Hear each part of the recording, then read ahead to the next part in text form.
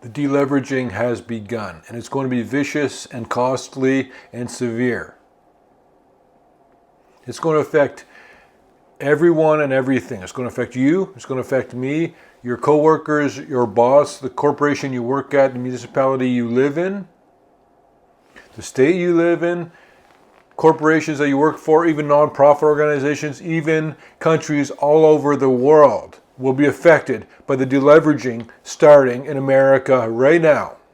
And the good news is, if you want to stick with me through the end of this video, I'm talking about one of the only lifeboats in this incredible economic chaotic time, which is going to feel a lot like a stock market collapse and an economic collapse more than a healthy action of deleveraging, which is actually theoretically healthy. You want to have less debt. You want to have lower debt levels on your credit card, on your mortgage, on everything you owe money for. You want to have less of that.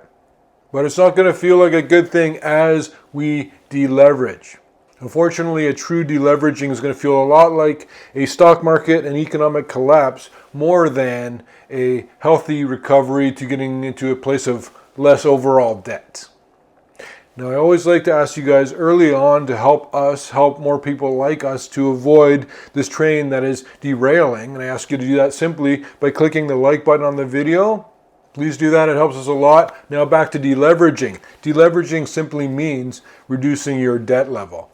We've expanded way too much, and it's mostly because of when the interest rates were low here and here, not just in America, but worldwide, because so many different economies peg their economy or watch or react to what happens with the US dollar. This affects everybody. Over this period of time, every nation, organization, corporation around the world, individual around the world, well, not every, but I'm just trying to say a lot, everybody, took on a lot of debt because it was easy to sustain a large level of debt. When the interest rates were so low, you could take on $1 million in debt, and it doesn't even cost a lot to sort of carry that debt. But then interest rates go up, and then all of a sudden we're in a different situation, which is where we find ourselves now in, which is why I've been talking again and again about this big economic pivot that we're going through right now, going from years of mistaking a bull market for brains into years of harsh reality, the pain of taking the Band-Aid off. According to consumer data from an organization by the name of Hearts and Wallets, they estimate about 6 to 7 million American households are trading on margin or trading options, both of which are forms of leverage. You're taking on leverage by borrowing money from your stockbroker to invest in stocks. It's a debt, it's a liability. But what's one thing I keep on harping about? There's so many similarities to the 1929 period, right before the world's largest ever stock market collapse. And just bear with me and listen to how similar these things are lining up. And I'm not saying that things are going to play out again the same way. I'm just saying that the way things are setting up are incredibly similar to what it was like in many ways before the 1929 stock market crash. The leverage expansion is similar to 1929, where it suddenly just ramped up. In 1929, significant expansion of leverage, particularly in the form of margin buying, played a role in the stock market crash. Margin borrowing, where investors borrowed money to buy stocks, reached a high of around 20% of the New York Stock Exchange market value. This, combined with the growth of investment trusts and public utility holding companies, contributed to a bull market fueled by debt. Now, to give it a more modern slant, you can replace those two words. When they talk about the growth in investment trusts and public utility holding companies, that's just what it was like then. Now you can substitute anything else you want in those two spots. Instead of public utility holdings, why not talk about cryptocurrencies, or real estate speculation, or all these new technologies? ETFs are another one. Or the sudden swell in inexperienced investors, which is identical to 1929. And I checked out how much margin debt is there, and I looked into some stats from FINRA. Margin debt is at a current level of $918 billion, and that's up from a year earlier at $743 billion. That's an increase of 23% from last year to this year in margin debt. When margin debt increases by 1%, then 3%, and 5%, that's a notable trend. But then when it suddenly goes like a python and it just balloons or swells significantly, just like it did in this last year, listen to what happens. I have actual numbers here about what's going to happen, historically what has happened. The total market capitalization of the New York Stock Exchange is $28.33 trillion as of July 2024. And if you factor in the fact that there's $918 billion in margin debt, that means that the actual total margin debt is closer to 3.5% compared to 1929's 20%. So we're pretty low compared on that specific variable. From 20% now it's closer to 3.5%. But overall, it's irrelevant because the thing that's going to bring the markets down this time is not necessarily the same thing that's taking them down back in 1929. People wore suspenders back then.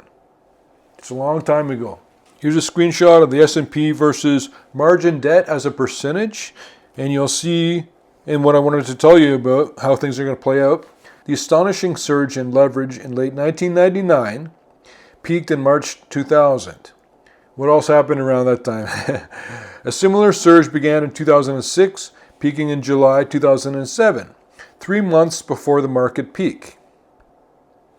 In February 2009, debt declined a lot of deleveraging there. Debt hit a trough. But the same month, the market hit a bottom. It then began another major cycle of increases. Most recently, we saw a surge after the COVID pandemic, peaking in October 2021, 2 months before the market's all-time high. If you get hit by the sudden deleveraging, then shame on you. It's absolutely clear. Everything I explain here can be checked yourself.